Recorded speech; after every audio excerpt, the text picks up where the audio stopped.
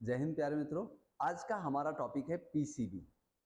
आज हम बात करेंगे पीसीबी टेस्ट क्या है, कैसे किया जाता है, डॉक्टर पीसीबी टेस्ट क्यों रिकमेंड करते हैं, पीसीबी टेस्ट का उपयोग क्या होता है, टेस्ट करने का प्रोसीजर क्या होता है और टेस्ट करने के लिए किस तरह के ब्लड सैंपल्स की आवश्यकता होती है। प्लेन सैंपल चाहिए होता है कि होल ब्लड चाहिए होता है, एडीटीए ब्लड चाहिए होता है, किस तरह के सैंपल की आवश्यकता होती है और कैसे टेस्ट किया जाता है, इन सब चीज़ों के बारे में एक एक करके एक्सप्लेन करेंगे। पीसीबी को और भी नामों से जानते हैं। पीसीबी जो एक टेस्ट होता है, PCB that means packed cell volumes. ठीक है, क्या बोलते हैं? पैक्ड सेल वॉल्यूम्स, या उसी को पैक्ड कार्पोस्कुलर वॉल्यूम भी कहते हैं। इसका एक दूसरा नाम होता है जिसको बोलते हैं हिमेटोक्रिट। क्या बोलते हैं? हिमेटोक्रिट। और हिमेटोक्रिट को शॉर्ट में एचसीटी कहा जाता है। क्या कहा जाता है? एचसीटी। पीसीबी के बारे में पहले समझते हैं कि पीसीबी होता क्या है। पीसीबी नॉर्मली ये बताता है कि पूरे ब्लड में कितना परसेंट आरबीसी है।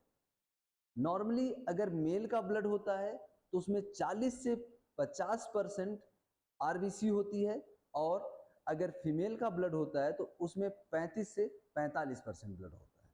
राइट? अगर आरबीसी का परसेंटेज घट जाता है तो ये सिग्न सिम्टम्स होता है हीमोग्लोबिन कम होने का या आरबीसी कम होने का। दैट मीन्स आप कह सकते हैं ये बेसिक सिग्न होता है ब्लड की कमी का।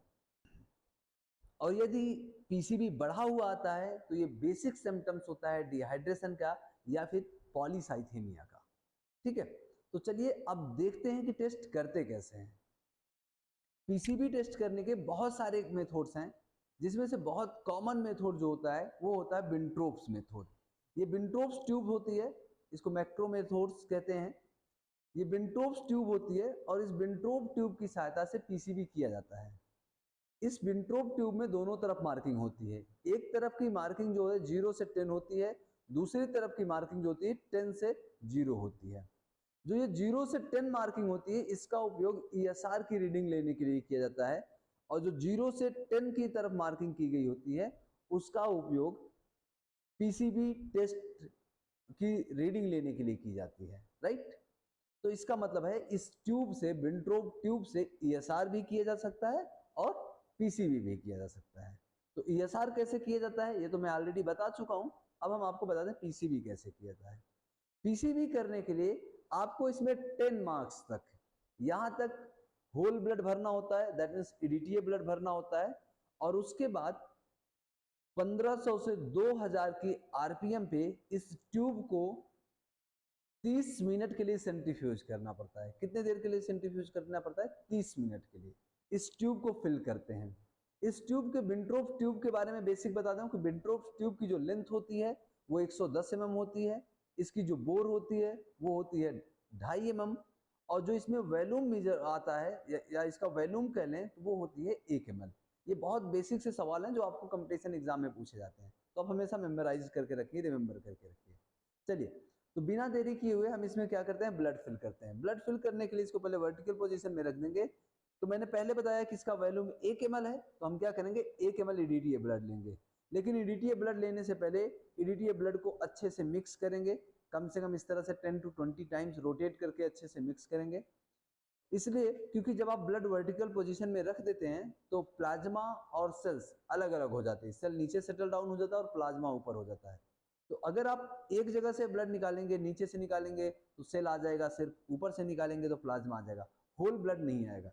तो ऐसे में क्या होगा? आपकी रिपोर्टिंग फॉल्स हो जाएगी। तो फिल करने से पहले अपने ब्लड को अच्छे से क्या करें?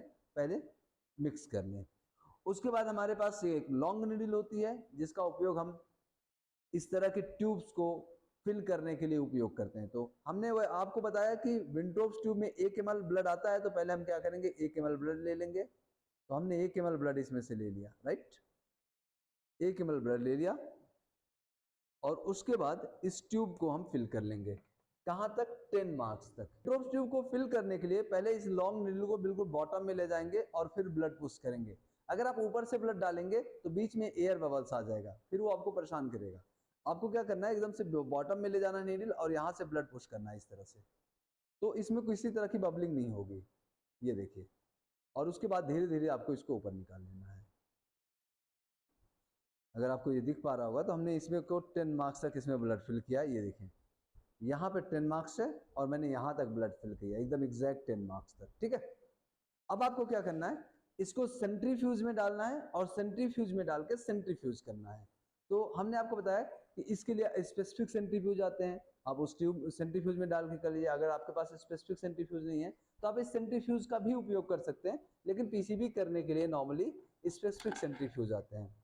अब आपको सेंट्रीफ्यूज चलाने का तरीका पता होगा कि सेंट्रीफ्यूज को हमेशा बैलेंस करके, इसको हम सेंट्रीफ्यूज करेंगे 2000 आरपीएम पे, आरपीएम मतलब 2000 की स्पीड में। 2000 अगर आरपीएम की बात करें तो 2000 राउंड करेगा पर मिनट, रोटेशन पर मिनट बोलते हैं। तो आप सेंट्रीफ्यूज ऑपरेट करना सीखा होगा आपने कि सेंट्रीफ्यूज को हमेशा बैलेंस करके चलाया जाता है, जितना इधर वेट होना चाहिए उतना ही वेट इधर होना चाहिए। तो हमने एक ट्यूब ऑलरेडी बैलेंस करने के लिए पहले से ले रखी है यहाँ पे, ठीक है।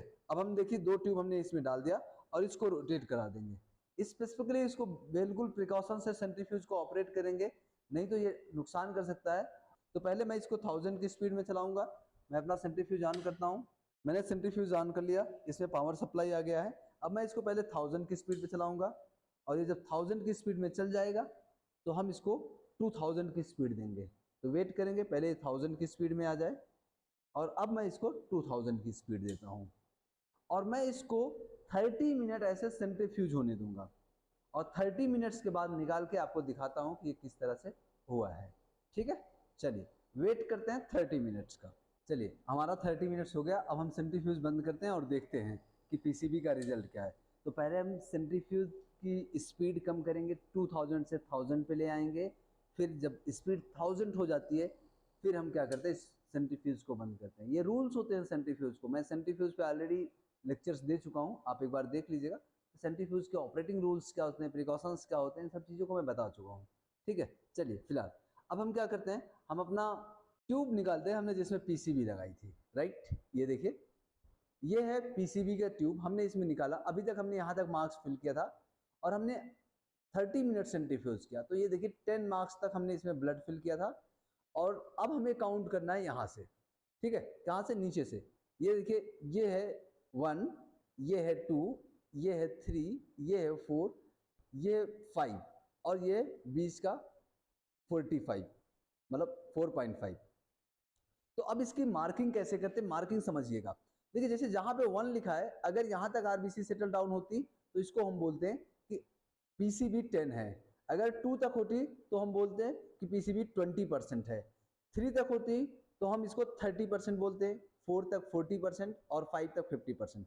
अभी जो हमारा ये आरबीसी सेटल डाउन हुआ है वो 45 प्लस 1 2 3 मार्क्स तक हुआ है। इसका मतलब 45, 46, 47, 48। जो इस पेशेंट की पीसीबी है वो कितना है, पीसीबी की वैल्यू 48% या 48 ग्राम पर डीएल कह लीजिए, ठीक है। ये पेशेंट एक मेल पेशेंट का सैंपल है और 48% जो पीसीबी है वो बिल्कुल नॉर्मल है, ठीक है। तो ये हो गया पीसीबी टेस्ट का प्रोसीजर। क्लिनिकल सिग्निफिकेंस मैं पहले भी आपको बता चुका हूँ कि पीसीबी क्या होता है। पीसीबी बेसिकली ब्लड में आरबीसीज के परसेंटेज को बताता है, पेशेंट के ब्लड में आरबीसी कितना परसेंट है, ये चीजें डोनेट करता है पीसीबी। यदि किसी पेशेंट में मैक्रोसाइटिक कंडीशंस हो जाता है या आरबीसी की कमी हो जाती है तो ऐसे कंडीशंस में पीसीबी घट जाती है। और अगर कभी आरबीसी की संख्या बढ़ गई या फिर मैक्रोसाइटिक आरबीसी हो गए तो ऐसे कंडीशन में पीसीबी क्या होता है, बढ़ा हुआ आता है, ठीक है। लेकिन इसके बाद भी अगर आपके पास कोई सवाल रह जाता तो आप जरूर पूछें, आपको जवाब दिया जाएगा, ठीक है। Thank you.